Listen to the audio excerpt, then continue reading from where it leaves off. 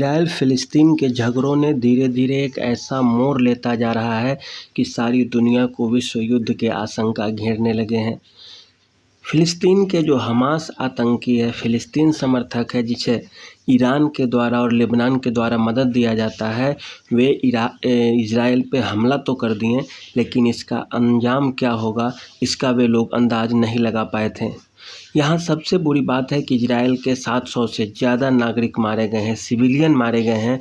War group के जो केवल लड़ाई होती है, उसमें जो मिलिट्री मरते हैं, सेनाएं लड़ती है, वो नहीं, बल्कि नागरिकों के ऊपर आतंकी हमला हुआ है।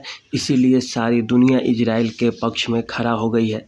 हमास आतंकियों की बात करें तो उन्हें जो हथियार दिए जाते हैं, रॉकेट दिए जाते हैं, रॉकेट लॉन्चर है, मैन पोर्टेबल मिसाइल्स हैं, वे सारे के सारे ईरान और लेबनान से आतंकियों को मिले हैं।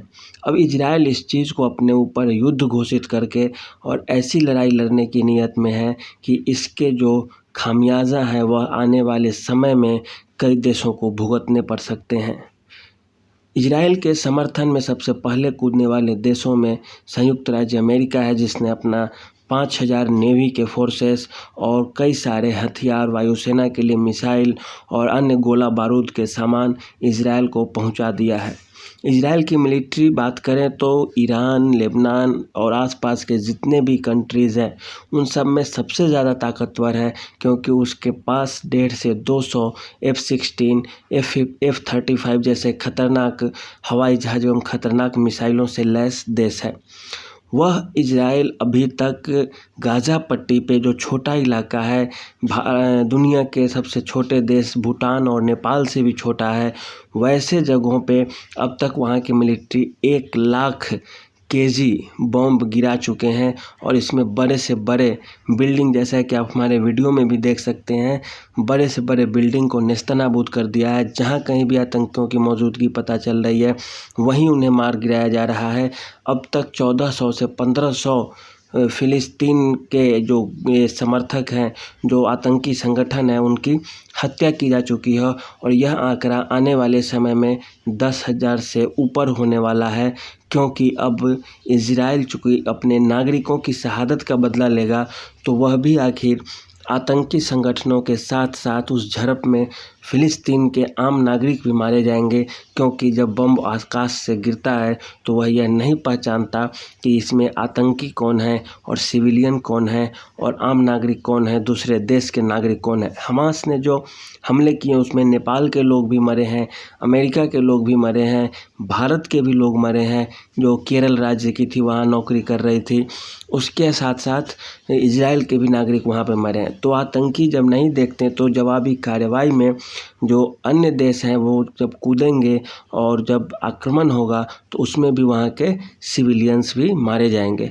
दूसरी बात, गाज़ा पट्टी को इजराइल ने बहुत अच्छे से घेर लिया है।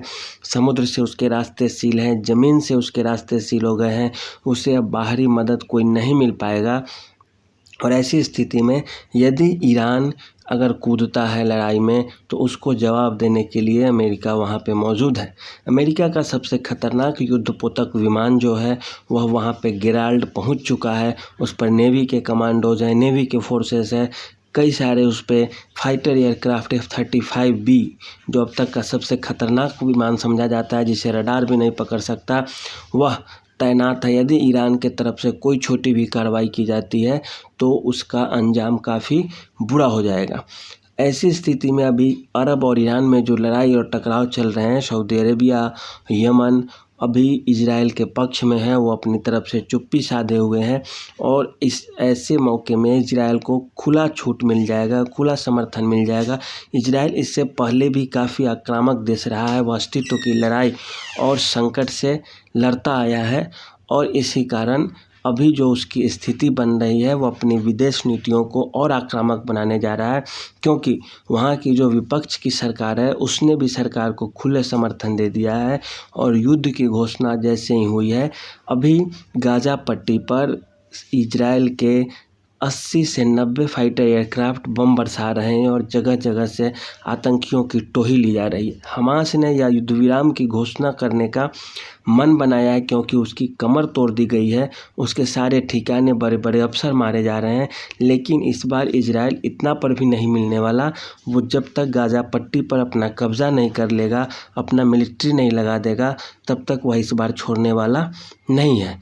इसमें दुनिया के दूसरे देश कुछ भी करे, कोई भी हस्तक्षेप करे, वह हार नहीं मानेगा क्योंकि इसके पास, इजराइल के पास नाटो देशों का समर्थन है। नाटो संगठन इसके साथ खड़ा है। फ्रांस ने भी बयान दिया है, जर्मनी ने भी बयान दिया है। समस्त यूरोपीय देश जितने भी हैं वे सब के सब अपने अपने बयान दिए जा रहे हैं। ऐसी स्थिति में इजराइल अभी एक मजबूत अवस्था में विदेश नीति के स्तर पर खड़ा है। इस्लामिक संगठन, इस्लामिक देशों का संगठन कुछ भी कर ले, कुछ भी जवाब दे, इसका वह फ़र्क नहीं पड़ने वाला, न उसे किसी रूप में लेगा, बल्कि वह अभी आक्रामकता की मूड में ही रहेगा आने वाले समय में भी। और जब तक वह हमास को और हिजबुल्लाह जो लेबनान का संगठन है, उन संगठनों को जब तक वह नेस्तनाबूद नहीं कर देगा, जड़ से समाप्त नहीं कर देगा, तब तक वह अब चैन की नींद सोने वाला नहीं है। और अगर इजराइल यहाँ से शांत हुआ या किसी वैश्विक दबाव में आया तो यह उसकी एक तरह से कमजोरी होगी और नाकामी होगी। वह एक मजबूत देश है, मजबूत सैन्य संगठन वाला देश है, और ऐसे में यदि वो इस बार यदि अपने दुश्मनों को मिट्टी में मिलाया और उन्हें इस तरह से तबाह कर दे कि अगले 50 से 100 वर्षों तक वो अपना सर नहीं उठा पाए, तभी जाकर इस क्षेत्र में शांति के लिए यह सही होगा।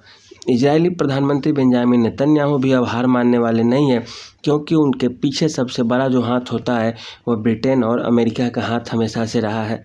इस बार तो यूरोप भी उनके साथ खड़ा है, क्योंकि रूस और जो रूस और ईरान में जो जुगलबंदी चल रही है, दोनों में दोस्ती चल रही है और पूरा का पूरा नाटो रूस के खिलाफ है। ऐसी स्थिति में नाटो को और यूरोपीय देशों को भी ईरान के पीछे पड़ने का एक मजबूत वजह मिल जाएगा, मजबूत कारण मिल जाएगा। और रूस यूक्रेन का जो युद्ध है वह अब इजराइल, लेबनान और इजराइल और ईरान तक पहुंच जाएगा। ऐसी स्थिति में अब यह न केवल इजराइल की, बल्कि इजराइल, अमेरिका, जर्मनी, फ्रांस, सारे नाटो देश, यूरोपीय कंट्रीज़ को मिलाकर एक साथ इनकी ताकत को तौलने का नया जरिया बनते जा रहा है। तो देखिए इस बार इजराइल कितने बेरहमी से अपने दुश्मनों के ऊपर पेश आता है और उनके अस्तित्व को ख़त्म करने के लिए कितने रॉकेट दागता है, कितने बम फोड़ता है, कितने मिसाइल हमला करने को तैयार होता है। तो यही रहा आज का, इसके साथ लिए हमारे साथ बने रहिए और देखते रहिए कहानी।